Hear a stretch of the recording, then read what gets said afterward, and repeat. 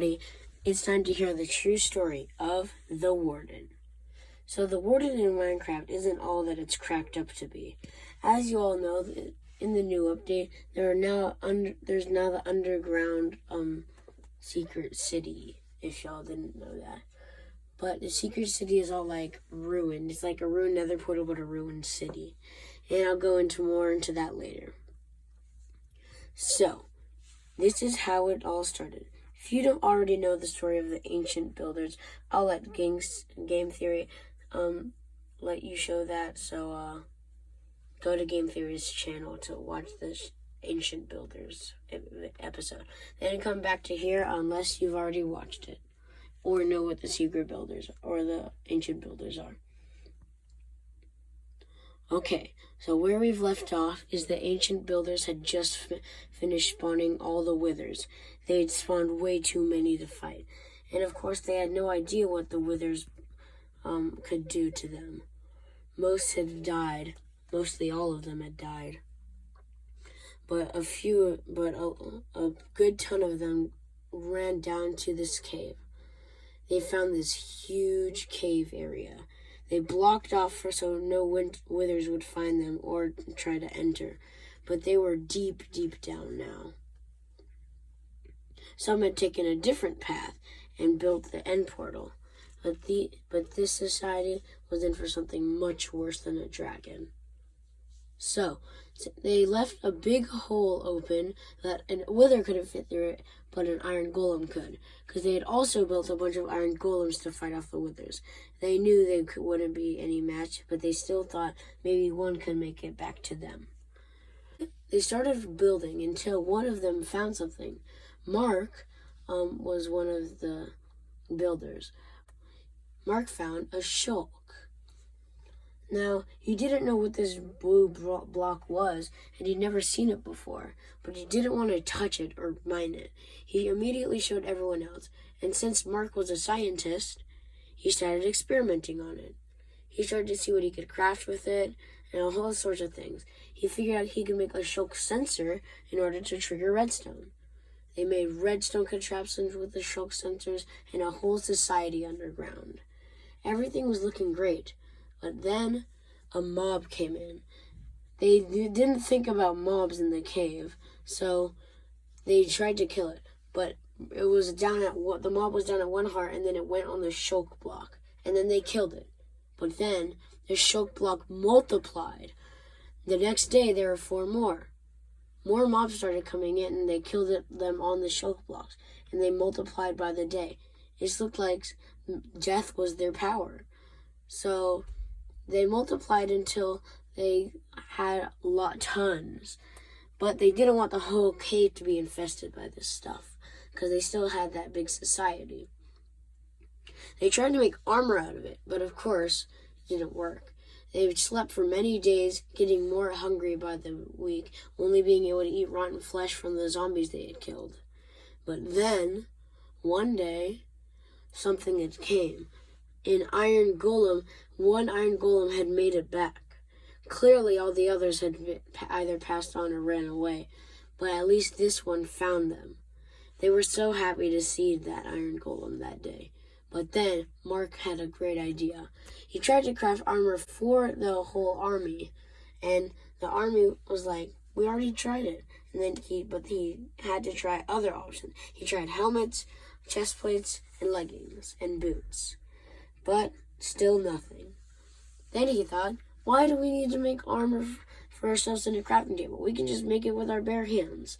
So they started colliding different things to make armor, but it came out way too big. So but then they had an idea. It was way too big for them, but it fit perfectly on the iron golem.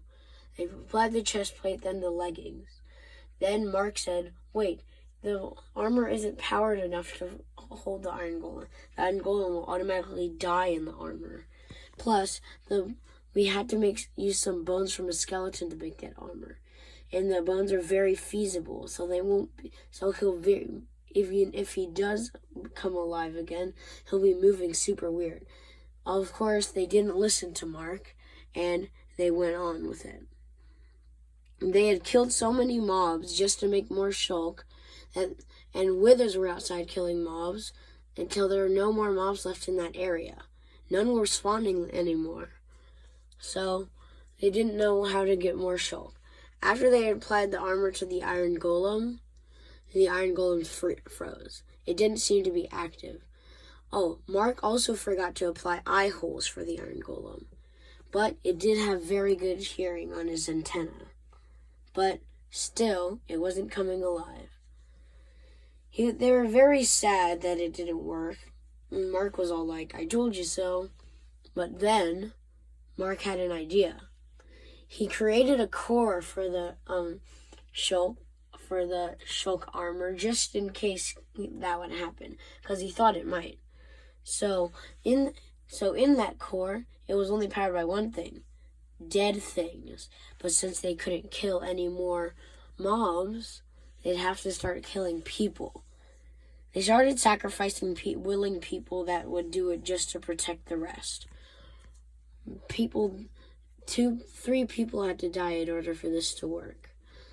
They powered the core with the souls, and then, bam! It just dug underground.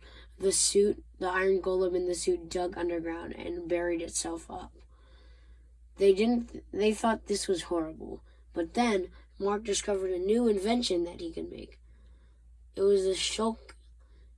I don't know what it's called, so bear with me, guys. It's this thing that you use to summon the Warden. But yeah, he made that. Then he said, what might this be used for? He put it next to a shulk sensor and started moving around. The shulk sensor blasted. He's like, it's never done that before. And then a ray came out of the thing. And then the ground started rumbling. The Warden they didn't know it was called the Warden just yet. But the iron golem and the shulk armor came out. The iron golem and the core were now at one. So the iron golem didn't know they were their friends. To them, everything was their foe because the souls collided weren't a good mixture. So they'd have to crouch every time they were around it. They started placing wool everywhere so the thing couldn't hear them. They loved the thing so much, and they figured out that it loved the shulk. So, of course, they had to make more shulk in order for it to stay with them, because they needed it for protection in case the wither came. They used it for protection, and they had to make more shulk in order for it to keep on staying, which meant more sacrifices. They sacrificed more people on the shulk to create more shulk every day, until there was only one person left. Mark. Mark was very sad to see all his teammates go, but the Warden he still had the Warden, the one thing he needed to protect himself. And then one day the wither broke through. It destroyed everything in their civilization that once had been theirs. And then he did this sensor. He did use the shulk sensor. I remember what it's called now, guys. He used the shulk sensor. And then the Warden wasn't coming out. He used it again, but it still wasn't coming out. He was wondering what was happening, but then it came out. It fought the wither, but the wither was too powerful. The Warden was on 1 heart before it took its last hit. And boom, the Warden was down. But right before it had split in half, something came out of it. The core. Mark, right before he died, had made a machine in case this would happen. He thought the armor would be indestructible, but clearly he was wrong. So he placed the core inside the machine with the 3 souls in it, and then activated it right before the wither had killed him. The wither then left, but what the machine had did was to create more wardens. He had created the machine with a shulk sensor, but with the core, it would always keep the shulk sensor running. So the shulk sensor was always running at that point, creating more what now we call today wardens. Okay, that's it. You're welcome. Goodbye.